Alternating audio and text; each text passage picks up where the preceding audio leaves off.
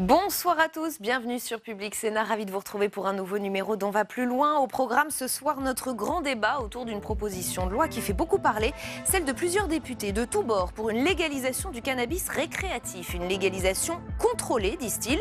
Pour eux, la politique de répression est un échec total et ils ne sont pas isolés. 70 médecins élus et économistes lancent un appel dans l'Obs. Cannabis faut-il légaliser? #OVPL pour réagir sur Twitter. Notre match des idées, il opposera ce soir Agnès Verdier-Molinier à François Calfon. Nous reviendrons sur le plan du gouvernement concernant la fiscalité locale. Il piétinait depuis des mois, mais ça y est, les élus locaux ont une réponse à leur inquiétude sur la suppression de la taxe d'habitation. Dans les Échos, Jacqueline Gouraud et Gérald Darmanin donnent des pistes. Nous verrons ce que ça donne avec nos spécialistes dans 10 minutes.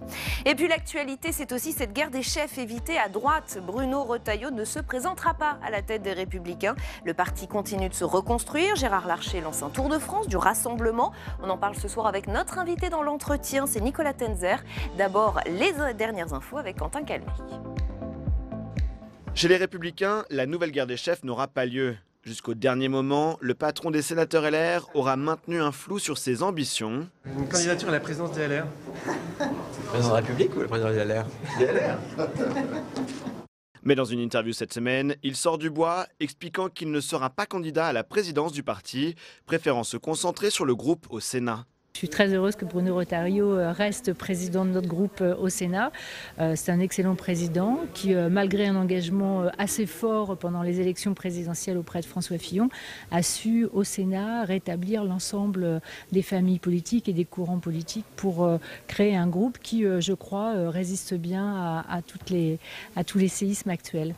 La voie est ouverte désormais pour Christian Jacob, un gaulliste au profil consensuel pour rassembler après les défaites électorales. Une personnalité aussi qui n'a pas d'ambition présidentielle.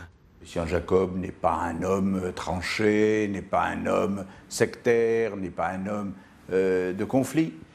Et d'autre part, il a soutenu Nicolas Sarkozy lors de la primaire de 2016. Il a eu de très bonnes relations évidemment avec Nicolas Sarkozy pendant que Nicolas Sarkozy était président de la République. Donc, homme d'expérience, correspondant à la ligne politique majoritaire dans le parti, il est, à mon sens, le candidat de consensus. Bruno Retailleau, de son côté, vient rejoindre les ténors de la droite qui ont 2022 pour horizon. Valérie Pécresse et son micro-parti libre, Xavier Bertrand et son club de la manufacture, et donc désormais Bruno Retailleau et Force républicaine, une structure héritée de François Fillon.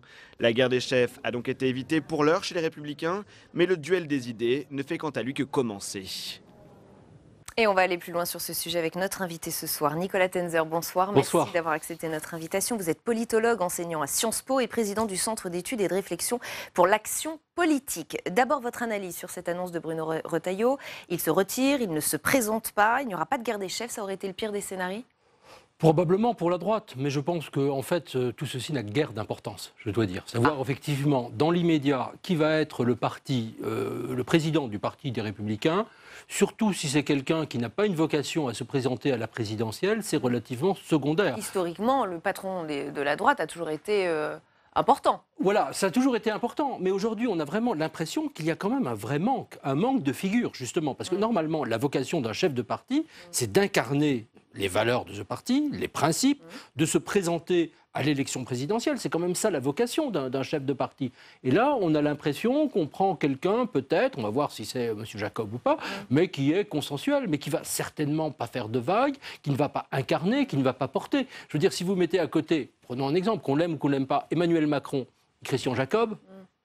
Et Bruno Retailleau, qui lui incarnait une ligne à droite, une ligne dure. D'ailleurs, on a souvent dit qu'il incarnait même la ligne Bellamy. Est-ce que c'est aussi pour ça qu'il ne se présente pas? Oui, c'est-à-dire qu'il n'est absolument pas consensuel. Parce que derrière, encore une fois, le combat des chefs, c'est une chose, les rivalités personnelles. C'est quand même, derrière, qu'est-ce qu'on met? Qu'est-ce qu'il y a comme idée? Quelle est la ligne? Et là, on a quand même l'impression qu'il y a, en gros, 3 lignes, pour simplifier un tout petit peu.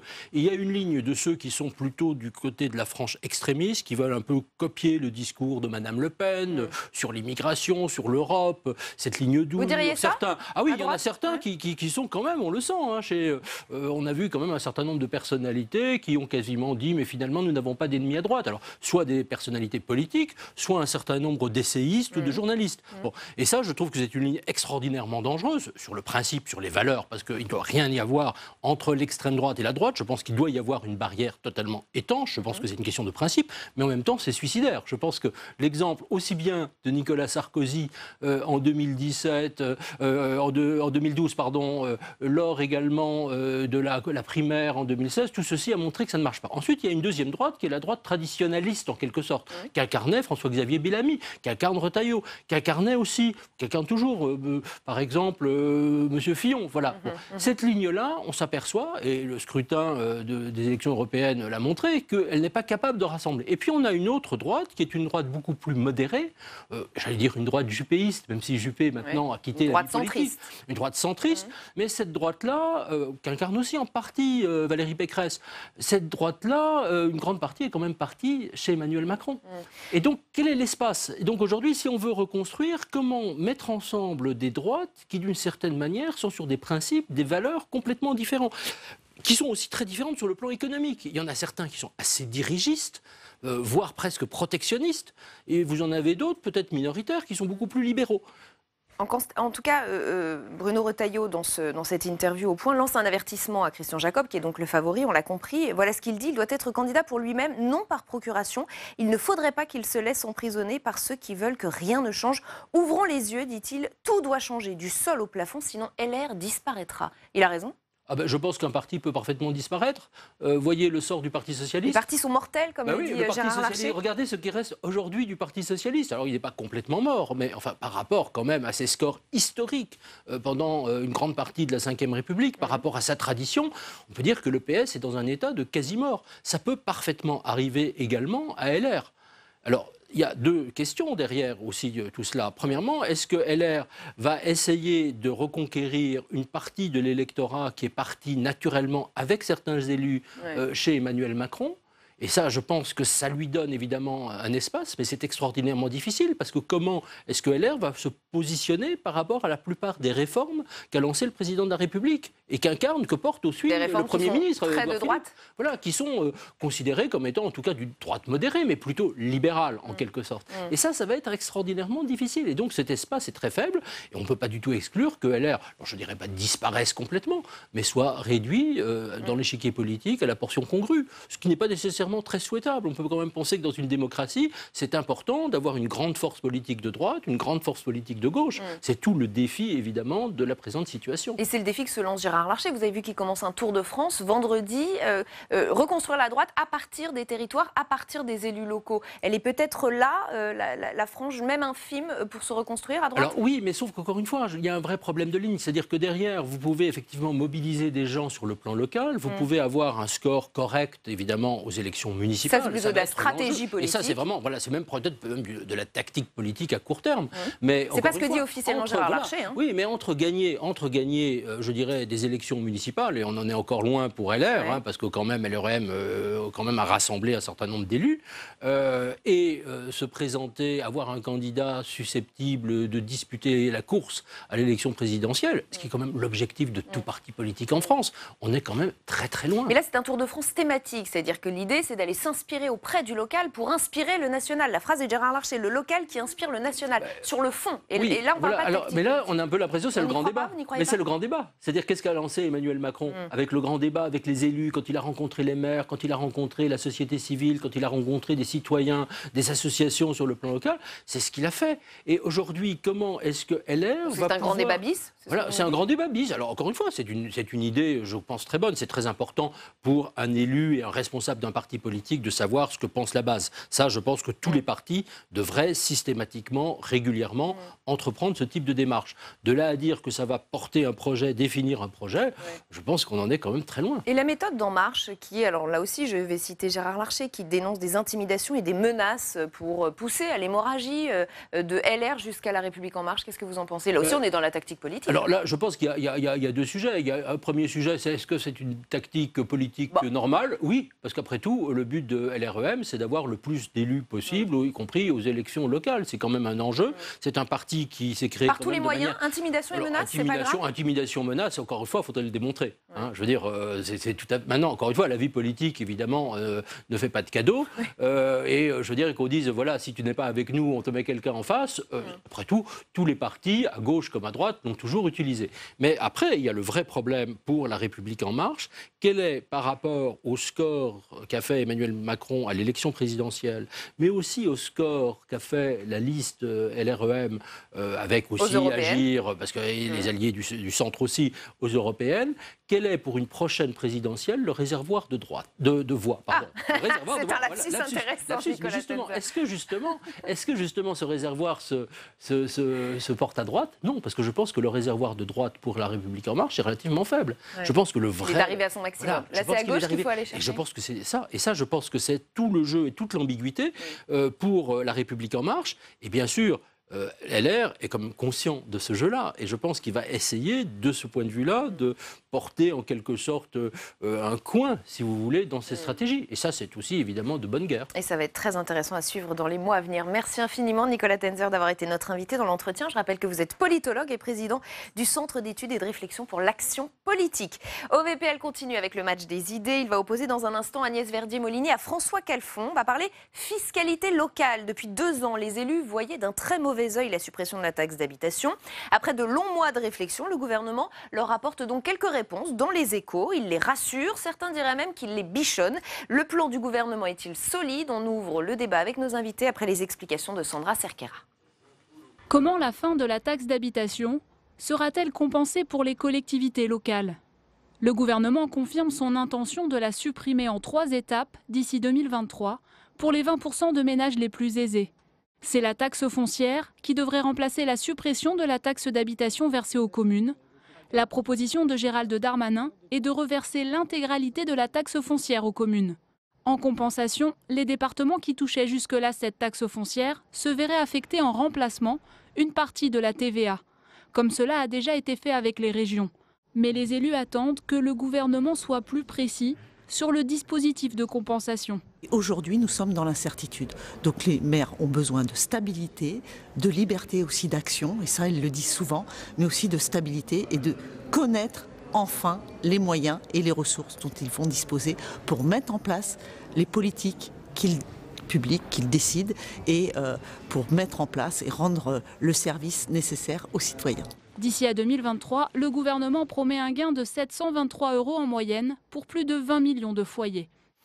Et avec nous donc pour le match des idées, Agnès Verdier-Molinier, bonsoir, directrice de la Fondation IFRAP, auteur de ce livre En marche vers l'immobilisme. François Calfon, bonsoir. Conseiller régional d'Île-de-France et membre du bureau national du Parti socialiste. Je voudrais d'abord votre avis sur la mécanique proposée par le gouvernement pour compenser cette suppression de taxe d'habitation. La taxe foncière qui allait aux départements ira aux communes et les départements, eux, se verront affecter une part des recettes de TVA. Est-ce que déjà ça marche ça, Agnès Verdier-Molinier ? C'est un peu compliqué, hein. Faut bien le reconnaître. Là, on est parti dans un grand mécano fiscal dont on ne sait pas vraiment ce qu'il va donner au final. Alors, c'est vrai qu'il y a 13 milliards de recettes de taxes foncières hein, pour les départements qu'on peut basculer pour les communes. Les communes, en fait, dans leur part de taxes d'habitation, en fait, elles ont 15 milliards. Et les groupements à fiscalité propre, en fait, c'est les intercos, hein, plus communément appelés. C'est un peu plus de 6 milliards d'euros. Donc, il n'y a pas que les communes à compenser, il y a aussi les intercommunalités. Bon, bref, ce que propose le gouvernement, c'est de basculer la taxe foncière des départements vers les communes. Après, on se dit, mais attends... au niveau des intercommunalités, est-ce qu'elles vont être lésées? Comment ça va compenser? Voilà, donc déjà il y a une petite question. Ensuite, les départements, pour eux, il y aura une affectation de TVA. Mais vous savez que la TVA sert déjà à beaucoup de choses, comme par exemple à financer les dépenses de protection sociale. En gros, la sécurité sociale, hein, il y a une 40aine de milliards d'euros par an de TVA qui part vers la Sécu. Alors la question, c'est est-ce qu'on va retirer des recettes de TVA de la Sécu pour les affecter au département, puisque le gouvernement ne nous parle pas d'augmenter le taux de TVA. Hein, ce ne serait pas des recettes supplémentaires. Donc, alors, où est-ce qu'il compte sur ce qu'on appelle l'élasticité, la croissance, c'est-à-dire qu'en gros, qu'il y aurait des recettes supplémentaires, mais je ne vois pas d'où elles arriveraient. Donc, ça veut dire qu'à un moment, il va y avoir du déficit en plus, soit pour l'État, soit pour les comptes de la Sécu. Ça, vous détestez, hein? Non, mais en plus, on déteste d'autant plus que là, on nous annonce qu'à nouveau, les comptes de la Sécu vont être dans le rouge cette année, entre 1,7 milliard et 4,4 milliards de déficit.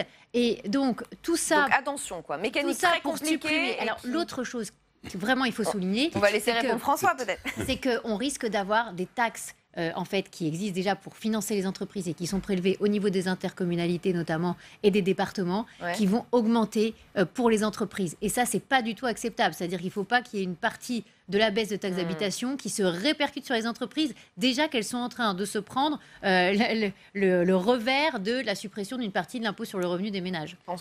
Écoutez, là, on a eu 17 milliards qu'il faut compenser suite au plan d'annonce en ce qui concerne les gilets jaunes. Là, c'est encore 17 milliards à trouver. Et donc, on se croirait porte de client en cours avec M. Darmanin, avec la boule et les cartes. C'est du bon taux. Totalement du bon taux fiscal. Ça a été tellement bien décrit par Agnès qu'on s'y est totalement perdu, non pas parce qu'Agnès a mal expliqué, mais parce que c'est incompréhensible. Et c'est peut-être même un peu le but. À l'arrivée, quand même, de la boule qu'on suit, et dans le gobelet, on voit si elle est là, il y a une chose qui est claire, c'est qu'il y a plus de déficit. Et une autre chose qui est claire, c'est que c'est encore quand même les départements qui vont subir, parce que autant transférer la taxe foncière sur les collectivités, c'est une taxe relativement stable. C'est sur la possession des biens immeubles, construits, bâtis ou non bâtis. Par contre, avoir une part de TVA qui est quand même totalement indexée à la consommation, alors que les départements subissent déjà finalement le financement de toute la protection sociale et du RSA par une taxe fixe, ça me paraît... C'est là que peut-être la politique entre en jeu. Est-ce qu'il n'y a pas aussi une volonté à un an des municipales d'aller séduire les maires, les élus locaux ? C'est clair, parce que quand on regarde qui en profite, dans l'interview qui a été faite, ceux qui vont profiter, parce qu'il y a sur 36 000 communes, il y a 24 000 qui, selon le gouvernement, vont profiter de tout ça. Et comme par hasard, c'est les maires ruraux. Dans le même temps, il y a eu des annonces selon lesquelles on allait augmenter sensiblement les indemnités des élus, et notamment des élus ruraux. Donc on est dans une opération séduction des maires, maires des communes rurales. C'est-à-dire qu'En Marche sort le carnet de chèques du déficit, ça a été expliqué par Agnès, pour acheter les maires. Et c'était votre débat précédent. Le pendant de tout ça, c'est au municipal, menaces et séductions à l'endroit des maires, les Républicains. Ils sont en train, avec des chèques de banque, d'acheter la droite territoriale. Et d'essayer de calmer la colère territoriale. On a éteint l'incendie des Gilets jaunes à l'usure, avec les forces de police d'un côté, avec le grand débat, et puis avec de réelles annonces sur le pouvoir d'achat. On essaie finalement d'éteindre la colère potentielle des élus, parce que derrière le mouvement des Gilets jaunes, il y a un mouvement des territoires, et ça s'est toujours mal passé entre Emmanuel Macron et les territoires, avec ça. À l'arrivée, on a des collectivités, je le dis au passage, qui ont de moins en moins d'autonomie fiscale. Donc ce qui était le grand acquis de 82, c'était l'autonomie fiscale des collectivités, eh bien ça disparaît. Et ce que dit Agnès est tout à fait exact, c'est-à-dire que on retire d'une main en compensant qu'à moitié, et à un moment donné, sur le peu de fiscalité et d'autonomie fiscale qui va rester aux collectivités locales, elles sont bien obligées d'augmenter les impôts. Et là, M. Macron viendra en super-héros, en super-gendarme, avec les préfets derrière, en expliquant, regardez comment ils se comportent mal. On voit bien, la corde est relativement épaisse, mais on voit bien qu'on soigne énormément le Sénat contre faire la crise des Républicains. Ajoutons deux choses. Il n'y a pas que sur la fiscalité que le gouvernement joue pour séduire les maires, et notamment dans la ruralité. Il y a un sujet sur les sociétés publiques locales qui vont pouvoir aller en dehors des compétences des communes qui les constituent. Donc là, c'est un peu bizarre. Et puis, on est en train de revoir aussi tout ce qui est la loi NOTRe, la répartition des compétences qui était déjà pas super. Et là, on est en train encore de brouiller encore plus les pistes. Et on sait que c'est une demande des maires d'avoir le plus possible de latitude pour intervenir dans tous les domaines. Les municipales approchent et ça se voit, quoi. L'autre élément, c'est sur les départements. Il est possible qu'il y ait un peu un deuxième étage de la fusée derrière, qui serait qu'à un moment, le département, c'est vrai qu'il... François l'a dit, c'est surtout de la dépense sociale. Et des routes. N'oublions pas les routes, parce que nos élus ici... Et évidemment, les personnels techniques des collèges, bref. Mais peut-être qu'à un moment, on se dira, en fait, c'est financé par de la fiscalité nationale. On n'a pas besoin véritablement du département, parce qu'il fait un peu le même boulot que les caisses d'allocation familiale, que les centres communaux d'action sociale. Donc on enlève cette strate. Et cette strate disparaîtra à terme. De toute façon, il faudra qu'il y en ait au moins une qui disparaissent, voire deux, puisqu'on a ces niveaux d'administration locale qui sont beaucoup plus importants que dans les autres pays, entre là, les communes, les intercommunalités, les départements, les régions, les métropoles. Il y a un moment, il va falloir au moins supprimer un étage. On va parler de l'assurance chômage. C'est un peu politique, mais c'est vrai, je souscris à ça. C'est-à-dire qu'Emmanuel Macron, dans sa campagne, là encore, on allait voir ce qu'on allait voir. notamment sur l'organisation du Grand Paris, où il devait supprimer. C'est vrai qu'il y a trop d'échelons. À l'arrivée, il ne supprime rien du tout. Mais moi, je trouve que la lecture sous-jacente de ce projet, c'est ce que j'ai dit, pas suffisamment explicitement. C'est quand même que le parent pauvre de la réforme, c'est quand même le département. L'autre problème, c'est qu'il n'y aura plus de lien entre fiscalité et dépenses publiques au niveau local. Et ça, c'est un vrai sujet pour les municipales. Pourquoi ? Parce que quand vous êtes un administré, que vous ne payez pas d'impôt local, que vous ne payez pas la taxe d'habitation et ni la taxe foncière, ben vous vous retrouvez à faire des demandes exorbitantes. Et comment choisir finalement de bons gestionnaires derrière pour être les maires ? Et là, vraiment, mettons-nous à la place des élus locaux. Mais on rentre dans une nouvelle ère qui n'est pas forcément celle de la bonne gestion au niveau local. Et ça, c'est inquiétant. Non, mais c'est l'État qui finalement fait le chèque aux collectivités locales et ça va à l'encontre de tout ce qu'on a connu depuis 1982. Deuxième thème de ce match, c'est la réforme de l'assurance chômage qui ne cesse de faire réagir depuis 24 heures. Beaucoup de mécontents, un coup porté aux chômeurs, dit la gauche. Problème de méthode et manque de concertation, dit la droite. Mais la vraie question, c'est est-ce que ça fera baisser le nombre de chômeurs ? La réponse est non pour Jordan Bardella qu'on écoute. C'est clair. Je pense que cette réforme n'aura strictement aucun impact, pour être très franc. Le principe de dégressivité, il faut quand même être assez objectif, a déjà été testé dans les années 90 avec l'échec que l'on a connu. Et je vous rappelle que pendant la campagne électorale, M. Macron avait lui-même indiqué que ce débat sur la dégressivité était un faux débat en réalité. Donc je crois que ça n'aura strictement aucun impact. L'objectif derrière, c'est évidemment de rayer des listes un certain nombre de chômeurs parce qu'on n'arrive pas à faire baisser le chômage. Il a raison, François Capron. Ça n'aura aucun impact. Il faut revenir à ce qu'est l'assurance chômage, avec des choses très simples, parce que les gens pensent ne rien comprendre. Est-ce que l'assurance chômage dépense plus en indemnisation, c'est-à-dire auprès des chômeurs, qu'elle reçoit en cotisation? C'est le contraire. Elle reçoit plus de cotisations qu'elle dépense en indemnisation. Alors, où va l'argent? Où est le problème? L'argent, c'est très simple. Chaque année, l'assurance chômage fait un chèque de 3,3 milliards d'euros à Pôle emploi. Et ça, c'est l'État, c'est les missions de l'État et d'accompagnement. Quand Édouard Philippe dit hier et qu'il raconte ça va faire baisser le chômage, on va pousser les chômeurs à prendre du travail, c'est une politique. Moi, je crois avec 1000 postes créés à Pôle emploi. D'accord, mais enfin, c'est encore les ACD qui payent. C'est pas l'État qui paye. Donc, c'est du bon taux, là, encore une fois. Mais s'il avait voulu faire de l'accompagnement renforcé, c'est en s'intéressant au service public de l'emploi, c'est-à-dire à Pôle emploi qu'accompagne les chômeurs. La deuxième chose, c'est qu'on fait peur aux gens ils ont 35 milliards de déficit. Oui, mais ce régime, il est très plastique, finalement, au marché du travail. Il y a une réforme qui a été adoptée en 2017 qui permet un retour à l'équilibre en 2019 et un bénéficiaire en année, 2020-2021. Donc, il n'y a pas réellement de problème comptable, ça peut être résorbé en coupant le chèque à Pôle emploi, mais aussi, j'en rajoute, le financement des démissionnaires. Ça, c'est une promesse de M. Macron. Mais qui paye? C'est pas l'État qui paye ça. C'est encore l'assurance chômage, 500 millions. Le financement du régime chômage des indépendants. Donc, ce qui est envoyé comme cadeau, en fait, ne l'est pas de la part de l'État, en tout cas. Il n'y a pas de chèque. Il a fait une campagne en se servant sur une assurance des partenaires sociaux. C'est pas l'argent de l'État. Deuxième ticket de 500 millions. Je pense que beaucoup de téléspectateurs, effectivement, le comprennent avec vous ce soir. Voilà, moi, c'est ce que... Voilà, donc, ensuite, le désincitatif, ça a été dit. Ça a été testé dans les années 90, la dégressivité, ça n'a pas fonctionné. Par contre, ce qui pourrait fonctionner, moi, je le dis toujours, et je me fais taxer de libéral par mes propres amis, alors vous allez être d'accord. C'est une réforme du service public de l'emploi que, selon moi, il faudrait, et donc de Pôle emploi, rapprocher des territoires. Juste pour répondre à François, c'est vrai qu'il y a eu des promesses gouvernementales financées, en réalité, par les cotisations des salariés du secteur privé, sans pour autant qu'il y ait une vraie solidarité du côté des employeurs du public, parce qu'eux, ils ne cotisent pas au chômage. Il faut quand même le rappeler que du côté des employeurs publics, ils ne cotisent pas au chômage. Quelque chose que François n'a pas évoqué, c'est le bonus-malus pour ceux qui utilisent des contrats courts. Ça, on peut en parler, parce que dans le médico-social, bizarrement, ils ne sont pas dans la liste de ceux qui sont concernés, alors que le médico-social, vous savez que le médico-social, c'est quand même une branche qui est plutôt parapublique, financée par des deniers publics. Et pourquoi l'État a décidé de ne pas le mettre dans la liste, alors que c'est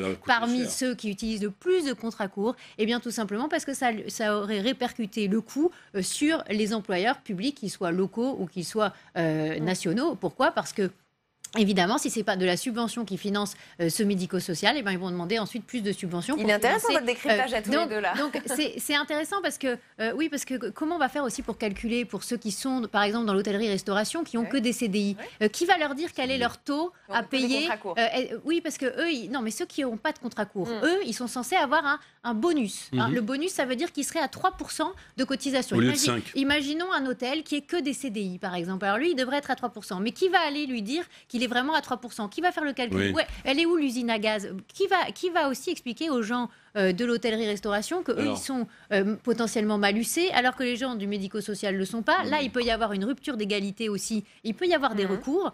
Ensuite, sur la question de la dégressivité sur les cadres, ça fait très peu d'économies. C'est de l'ordre de 110 millions d'euros par an, alors qu'on parle d'un déficit encore pour cette année. Ça, François l'a un petit peu éludé. C'est 1,9 milliard d'euros cette année de déficit.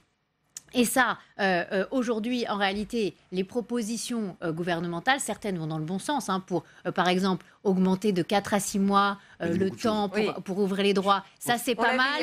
Ça, c'est pas mal. Il y a des choses qui sont bien. L'idée de plafonner à 100% du dernier salaire pour ne pas pouvoir toucher plus que son dernier salaire, ça aussi, ça va dans le bon sens.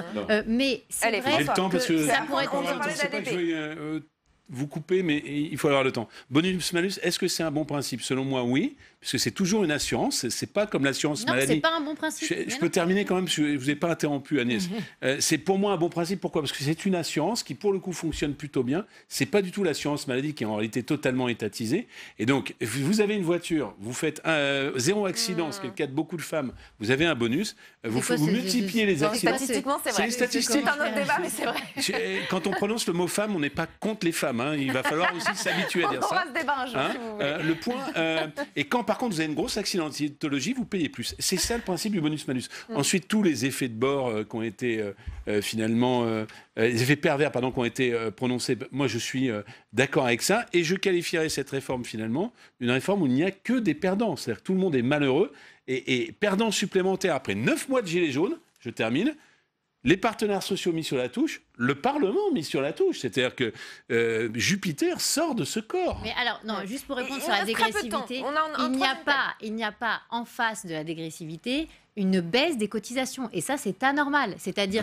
que si on baisse vos droits, si vous cotisez jusqu'à 12 000 ou 13 000 euros par mois, c'est normal que vous ayez des droits en face, en retour. Allez, troisième. Et là, la question c'est de rester sur la logique assurantielle. Et là, on est en train de sortir de cette logique assurantielle. Et c'est un problème. Quant au financement de Pôle emploi, c'est vrai qu'on pourrait économiser 3 milliards d'euros par an en supprimant finalement. Il va vous rester très peu de temps pour parler de l'aspect placement de Pôle emploi, sur lequel d'ailleurs Pôle emploi est très mauvais, puisqu'il n'y a que 9% des chômeurs qui retrouvent un emploi grâce à Pôle emploi. Donc là, on pourrait très bien faire une économie substantielle. Dernier thème de ce match, la mobilisation des opposants à la privatisation d'aéroports de Paris. Elle continue. Il y a le référendum d'initiative partagée lancé sur Internet. On serait à plus de 125 000 signatures. Je vous rappelle qu'il en faut 4,7 millions.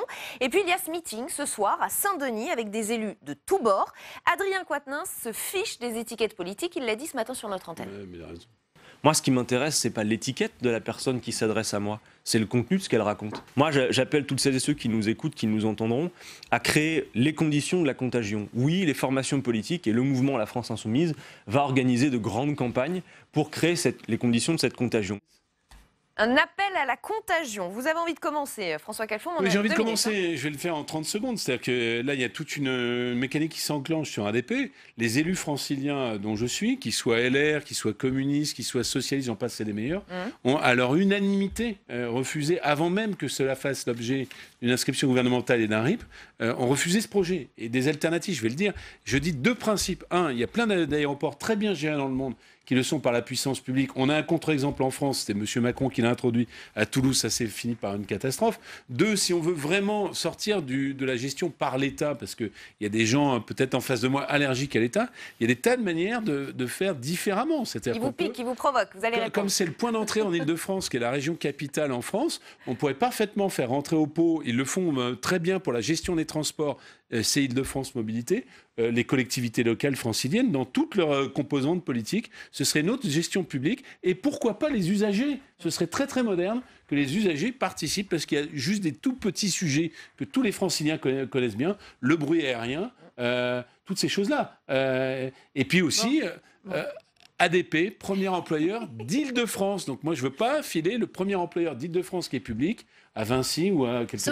En réalité, on est mal classé par rapport aux aéroports dans le monde. On a énormément d'investissements à faire. Ces investissements, on sait très bien l'état de nos comptes publics, que ce soit des comptes publics au niveau national ou au niveau local, ils ne sont pas vraiment formidables. En plus, ce n'est pas une vraie vente, c'est une concession pour 70 ans. 70 ans. Voilà. Alors, on donc, sera plus là pour débattre, ma pauvre Agnès. On n'est pas du tout dans une vente ferme et définitive, etc. Et en gros, c'est une concession, donc c'est pas du tout la même chose. En plus, ADP, ça gêne personne en France. Ils gèrent déjà des aéroports en Turquie, au Chili. C'est une entreprise qui est internationale, qui n'est pas juste française. Si on veut qu'elle se développe aussi... C'est 60% du chiffre d'affaires. Si on veut... 60% du chiffre d'affaires. Voici. Et ça veut dire qu'il reste aussi à côté du chiffre d'affaires qui n'est pas fait forcément sur notre sol. Et là, il y a quand même matière à débattre. Par ailleurs, plus globalement, est-ce qu'on a besoin d'un État qui a 100 milliards finalement de participation dans des entreprises diverses et variées? Souvent, on débat ici même sur ce plateau de toute cette implication de l'État en permanence dans l'activité économique du pays en tant qu'actionnaire, et souvent d'ailleurs, il ne prend pas les bonnes décisions en tant qu'actionnaire. Mais Agnès, ce que vous nous proposez, il ne modernise pas. Vous êtes en train de c'est nous produire un deuxième scandale des autoroutes. Parce qu'en réalité, on ne peut pas parler de concurrence. La vérité, et il y a beaucoup d'études qui le disent, on ne peut pas parler de concurrence quand vous avez une situation de monopole, parce qu'il n'y a pas 2 aéroports à Paris. Donc si vous êtes dans le privé avec un monopole, les prix augmentent, c'est constaté partout dans le monde. Et on doit s'arrêter là. Le sujet, c'est la négociation de la concession, c'est la négociation du contrat. Vous savez très bien que l'État en est incapable.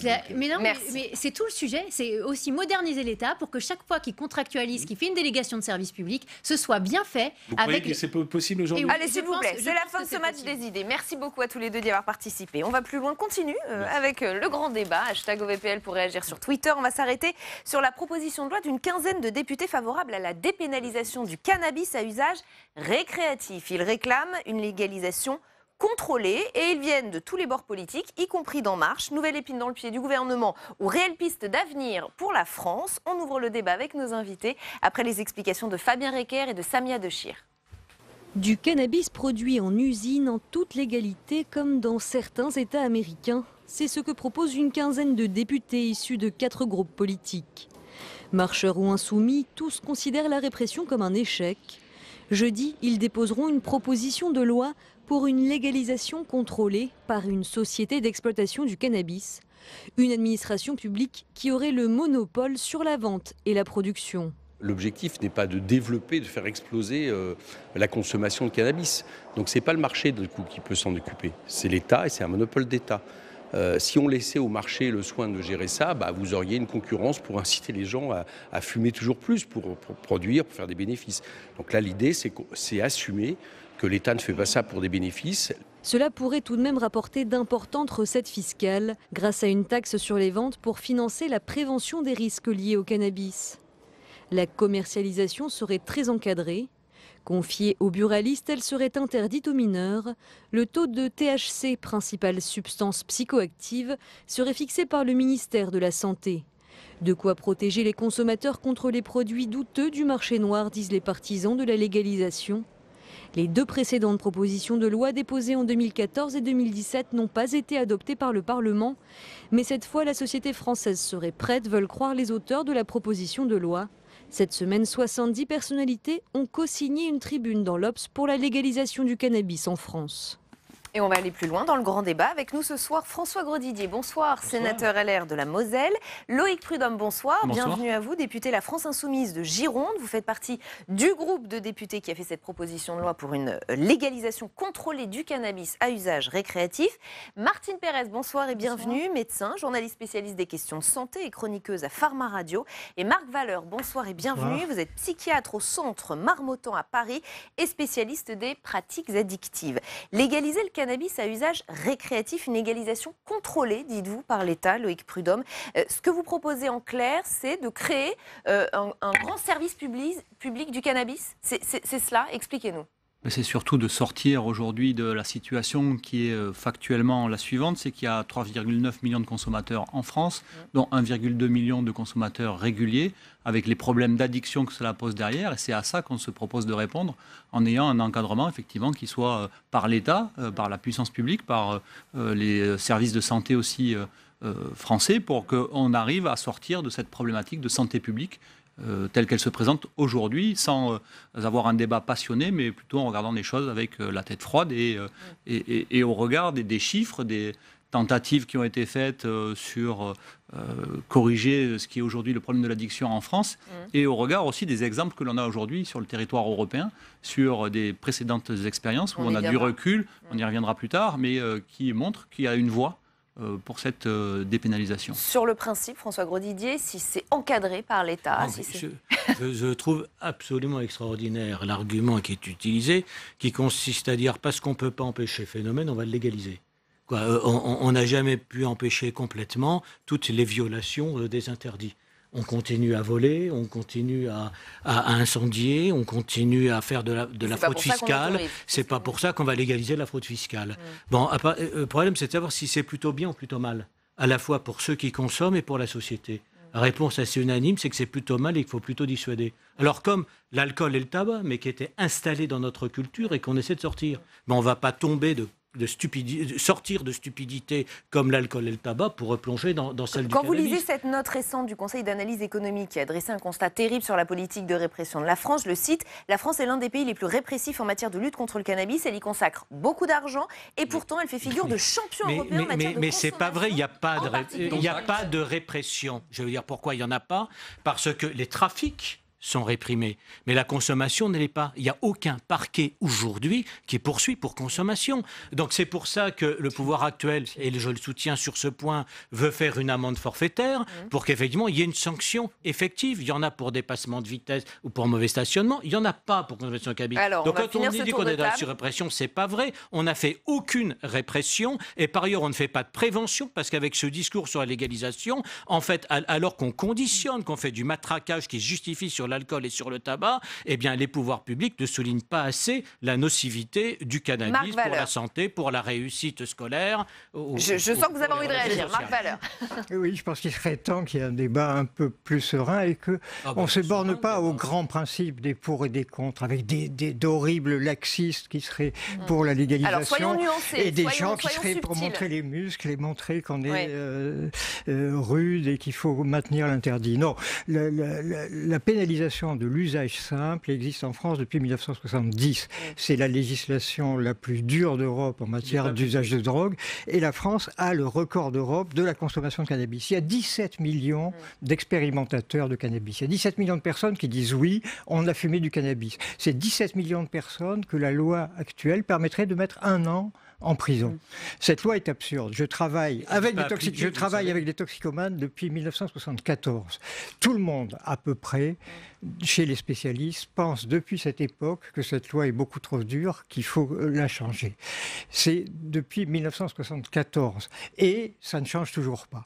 En 2010, on a libéralisé même le jeu en ligne. Ça aurait pu être l'occasion de mettre sur la table les différents produits d'addiction et de voir quel niveau de régulation on voulait pour eux.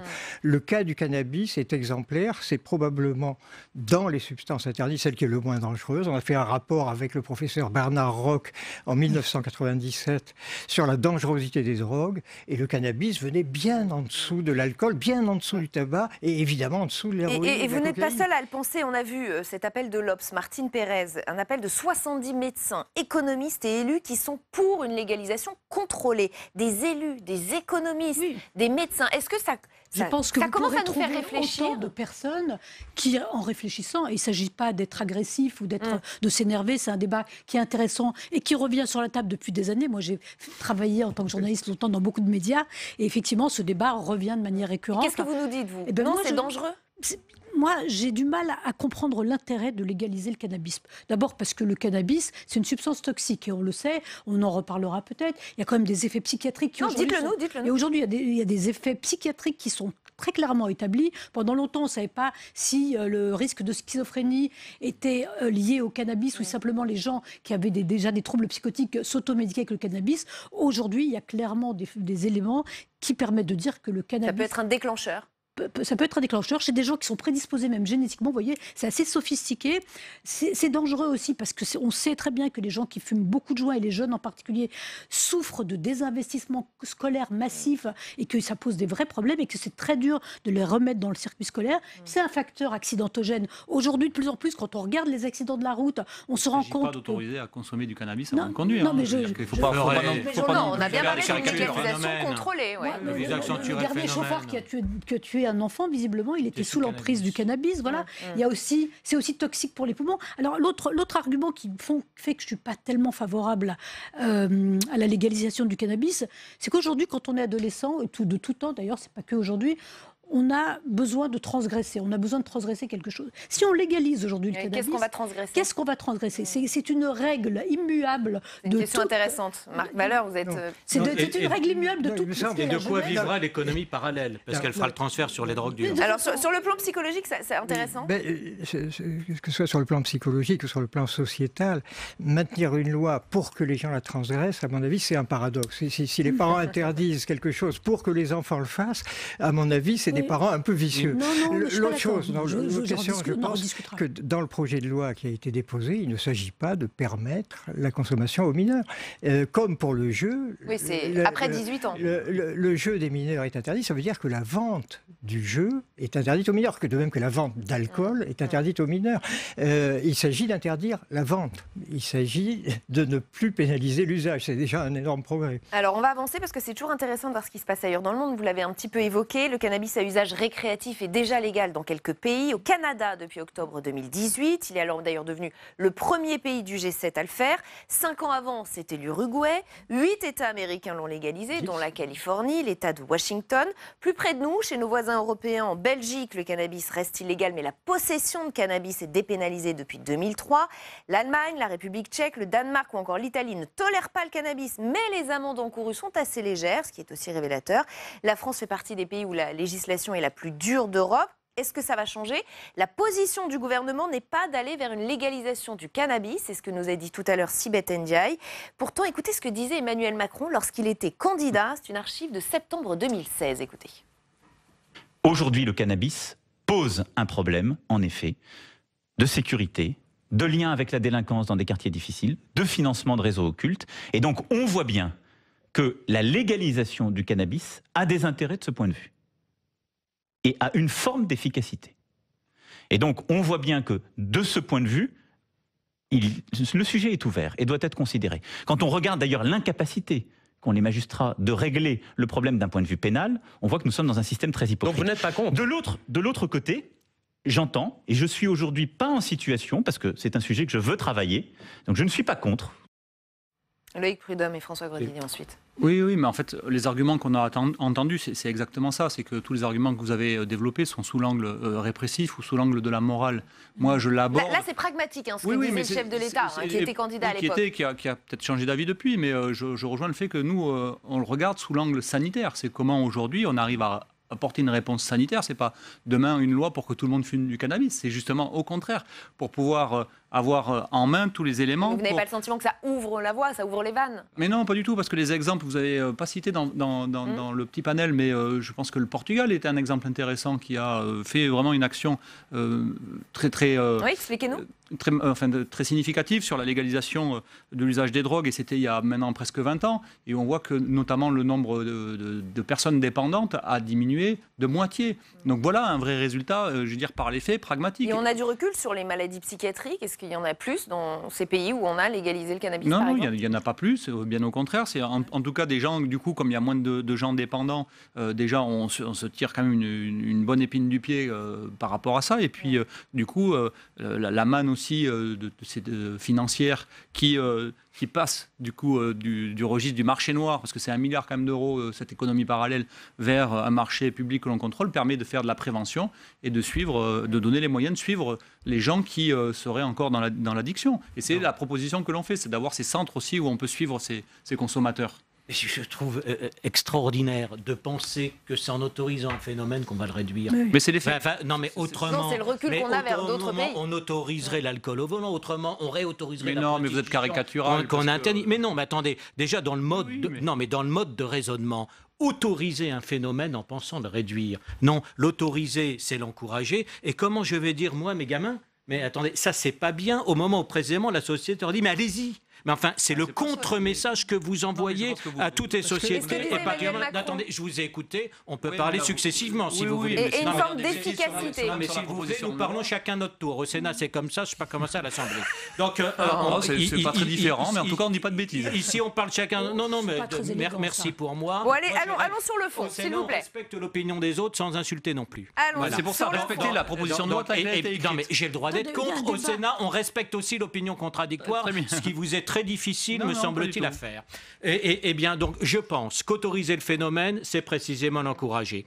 Deuxièmement, contrairement à ce que vous avez dit, il y a un décalage en France entre une loi la plus répressive et l'application de la loi qui est la plus laxiste. Parce que, je le redis, il n'y a aucun parquet qui, depuis des années, ne poursuit la consommation. Et justement, le président de la République, dont je ne suis pas un soutien, qui a réfléchi à cette question, propose, lui, l'amende forfaitaire, c'est-à-dire la sanction effective, mais juste proportionnée, pas excessive, et il faut que ce soit pénal pour demain, pouvoir aussi ordonner des injonctions thérapeutiques récidives, etc. C'est-à-dire que c'est effectivement un outil qui est proportionné. Ensuite, le faux argument qui consiste à dire on va dégonfler l'économie parallèle. Je la connais, cette économie parallèle. J'ai combattu dans une ville qui était le supermarché de la drogue dans ma région, même l'hypermarché. Eh bien, désolé, ceux qui vivent de ça, demain ils ne vivent pas du cannabis, eh bien, s'ils ne sont pas combattus, ils vont reporter sur les drogues dures parce que leur chiffre d'affaires leur manquera, ils feront simplement un déport d'activité. Donc non seulement vous encouragez la consommation des drogues dites douces et qui sont néfastes pour la santé, pour le lien social,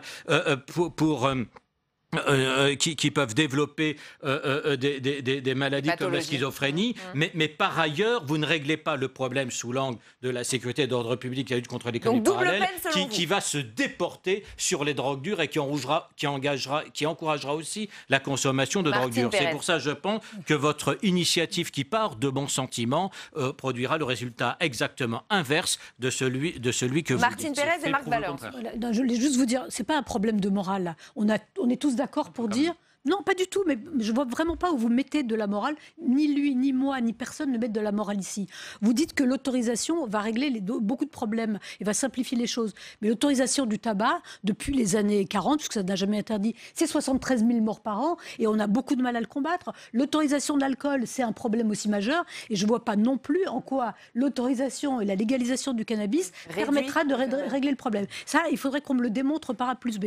Je n'ai pas l'impression que dans les pays où c'est légalisé, il n'y a aucun problème lié au cannabis. Et puis, le marché parallèle, on devrait, pour lutter contre les marchés parallèles, il faudrait bien sûr autoriser la cocaïne, l'héroïne, tout ce qui est absolument interdit. Si on veut vraiment lutter contre les marchés parallèles, en fait, nous avons des outils juridiques et judiciaires pour lutter contre les marchés parallèles, des outils. Et donc, c'est ça l'objectif. On ne va pas... Ça ne doit pas être un argument selon vous. C'est pas un argument. Je vous dis, on n'est pas dans la morale. Marc Valeur. Moi, je pense qu'on est dans une discussion qui est la même qu'il y a 40 ans. Et c'est vraiment dommage.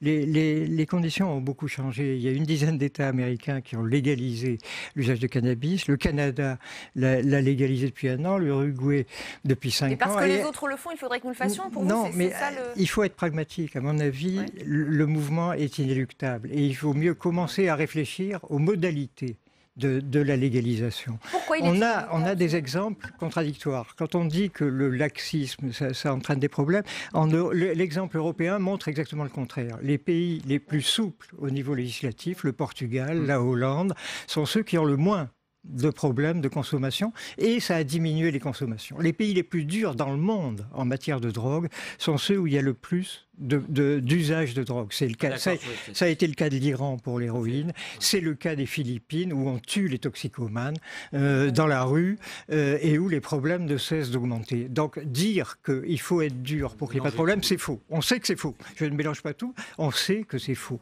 On sait que, par ailleurs, et pour aller dans votre sens, le libéralisme absolu, le laxisme le plus absolu est dangereux aussi. Il ne s'agit pas de mettre du cannabis avec de la publicité, avec des choses comme ça, parce qu'on sait... Pas du tout, pas du tout.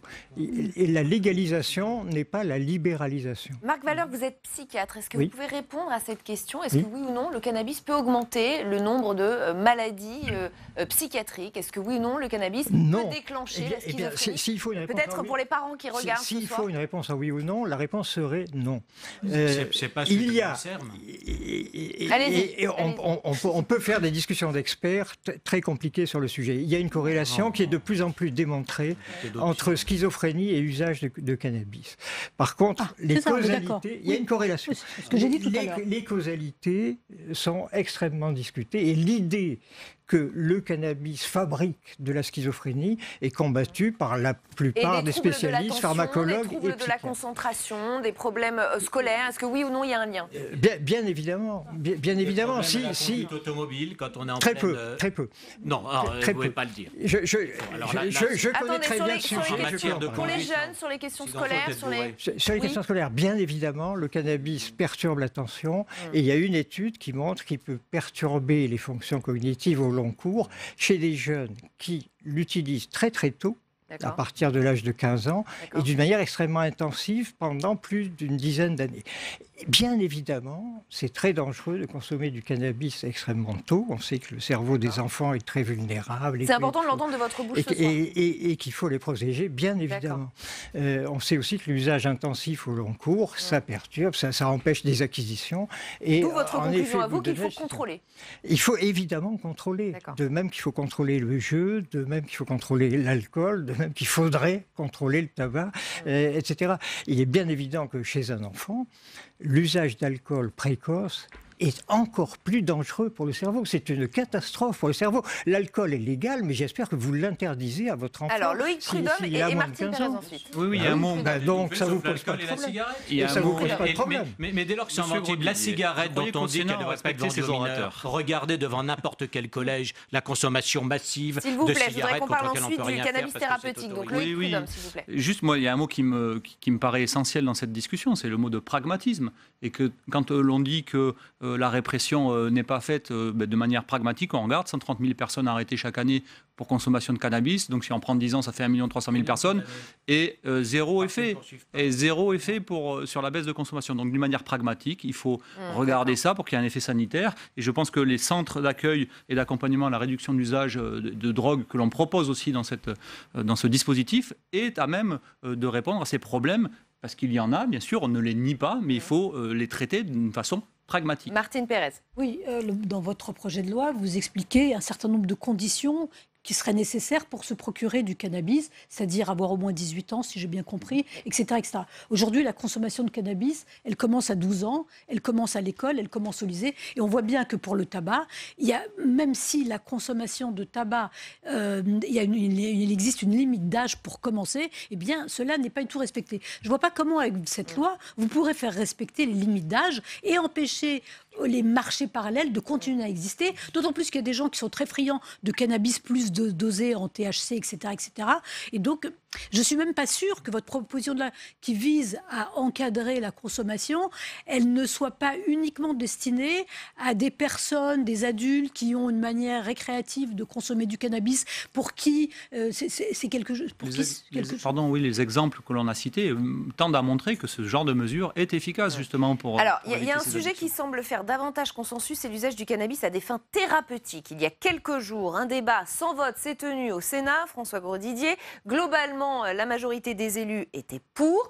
Selon la dernière enquête de l'Observatoire français des drogues et toxicomanie, plus de 9 Français sur 10 se disent favorables à l'autorisation du cannabis thérapeutique pour traiter certaines maladies. Et enfin, début avril, c'est le Premier ministre lui-même, Édouard Philippe, qui a ouvert la voie. Il était en déplacement dans la Creuse. On l'écoute et je vous fais réagir après. On utilise dans la fabrication de médicaments des molécules qui sont les mêmes que celles qui constituent l'opium notamment. Donc évidemment, on doit pouvoir réfléchir à innover, à expérimenter. en le faisant de façon très encadrée. Il ne s'agit pas du tout de mettre en péril la santé publique. Il s'agit au contraire d'utiliser ce que l'on sait pouvoir utiliser, ce que l'on veut pouvoir utiliser pour apporter un bénéfice thérapeutique aux patients. Il y a beaucoup de pays qui travaillent là-dessus, il y a beaucoup de pays qui le permettent. Il serait absurde de ne pas se poser la question et c'est dans cet esprit que nous voulons travailler avec les porteurs du projet. François Grosdidier, là c'est oui pour le cannabis thérapeutique. Mais tout à fait, je suis depuis très longtemps et je regrette justement qu'on puisse avoir cette confusion. Aujourd'hui, en lançant le débat... Voilà, c'est très clair ce soir. Hein. C'est très clair, bien sûr, mais c'est évident qu'il y a... Vous ne craignez pas la boîte de Pandore, vous ne craignez pas que ça pas du tout. Autrement, on va interdire plein de médicaments aujourd'hui sur le marché. Et d'ailleurs, il y a énormément de molécules, de substances dans les médicaments qui sont très dangereuses si on les consomme sans mesure ou si ce n'est pas justifié par un effet thérapeutique. Donc les débats sont complètement distincts. Et c'est vrai, ça fait partie des tabous de cette société. Je trouve absurde que pour de nombreux malades, sclérose en plaques et bien d'autres, je veux dire, on n'ait pas depuis longtemps autorisé le cannabis thérapeutique. Marc Valeur. Oui, ça c'est une évidence. Il a en plus des propriétés que peu de médicaments au niveau orexigène, au niveau antivomitif et surtout dans le traitement de certaines douleurs qui sont résistantes aux opiacés et aux autres traitements. Donc le cannabis thérapeutique, ça devrait être une évidence. Et peut-être même le cannabis thérapeutique, pas seulement les molécules extraites du cannabis. Les pharmacologues aiment bien les produits purs. Ça devrait être une évidence, dites-vous, et ça ne l'est pas. Pourquoi ? C'est un état de fait, ça aussi, en France, pour le moment. Pourquoi, d'après vous ? On ne dispose pas de cannabis thérapeutique. Dans beaucoup de pays, c'est légalisé. Il faut remarquer que la plupart des États américains qui ont légalisé le cannabis récréatif avaient d'abord légalisé le cannabis thérapeutique. C'est pour ça que je parlais de boîte de Pandore. C'est parce qu'il y a eu confusion, justement. Non, Martine Pérez. Oui, alors c'est assez compliqué le cannabis thérapeutique. D'abord parce qu'il n'y a pas eu énormément d'études avec des molécules dûment commercialisées pour évaluer ce qu'on peut attendre du cannabis thérapeutique. Donc aujourd'hui, c'est pas évident. Il y a un laboratoire pharmaceutique qui en France a le projet de mettre un médicament qui s'appelle le Sativex sur le marché. Le problème, c'est qu'il réclame beaucoup d'argent pour le remboursement par l'assurance maladie et qu'il y a un débat là-dessus. Par ailleurs, les médecins sont pas du tout préparés à la prescription. Il y a une enquête récente qui a été faite dans les pays européens. Les médecins, ils savent pas à quoi ça sert, ils savent pas comment ça va se prescrire, ils savent pas comment l'encadrer. Ils savent pas à quelle dose. Ils savent pas à quelle dose. Donc je pense qu'on aurait quand même besoin d'avoir des publications comme on fait toujours dans la science avec des preuves pour dire voilà comment ça va être utilisé. Alors des fois on a l'impression qu'on sort un mot magique cannabis thérapeutique, ça va régler toutes sortes de problèmes. C'est pas aussi évident et aussi simple que ça. Vous avez des réserves, vous, en tant que médecin ? Non, j'ai pas de réserve. J'attends juste qu'on me dise oui, dans la sclérose en plaques, ça permet dans tant de cas d'empêcher les douleurs liées à des spasmes musculaires, etc., etc. Mais c'est pas moi qui ai des réserves. C'est que j'ai fait quelques chroniques sur le sujet récemment. J'ai essayé de lire tout ce qui était publié là-dessus et les données scientifiques sont pas encore suffisamment étayées pour dire oui, il faut se lancer là-dedans. Loïc Prudhomme. Oui, j'aurais aimé qu'il y ait eu les mêmes réticences pour tous les psychotropes chimiques qui envahissent nos vies et nos pharmacies. J'ai les mêmes réticences. Voilà, donc moi c'est pour ça que je trouve que c'est un bon départ. Si on dit voilà ce cannabis thérapeutique, on le légalise, on l'encadre justement pour avoir une mesure des effets, des conditions d'utilisation, des bénéfices que ça peut apporter.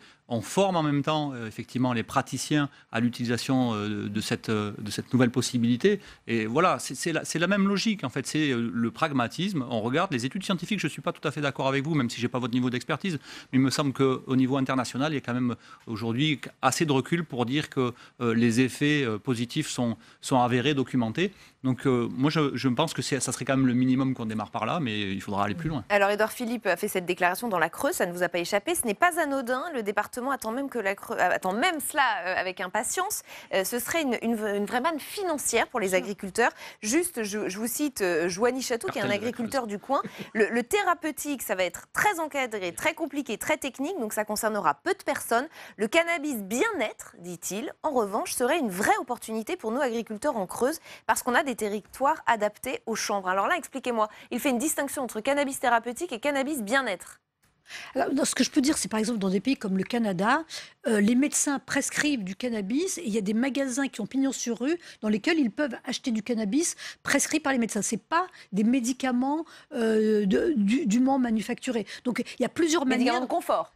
Je ne sais pas exactement comment. En tout cas, je sais qu'il y a plusieurs manières de prescrire du cannabis et pas seulement des médicaments manufacturés. Il nous reste 30 secondes, Marc. Oui, le plus souvent, ça a été une démarche compassionnelle. Voilà, on n'est pas dans le cas de lancement d'un médicament ou d'une molécule qu'on ne connaîtrait pas. On a 17 millions d'expérimentateurs en France. Et cliniquement, ce qu'on voit, c'est des personnes qui ont utilisé du cannabis, qui utilisent parfois régulièrement du cannabis et qui disent « ça me fait du bien, c'est la seule chose qui calme mes douleurs, ça me fait du bien, c'est la seule chose qui me permet de manger, etc. » C'est pour ça qu'on défend le cannabis thérapeutique. Et on va qui se console avec l'alcool aussi. Et on va s'arrêter là sur ces mots. François Grosdidier, merci à tous les quatre d'y avoir participé. Fin de cette émission, on se retrouve demain en direct à 18h30. L'invité de Territoire d'Info demain, c'est Gérald Darmanin, ministre de l'Action et des Comptes Publics. Très bonne soirée, restez au cœur du débat.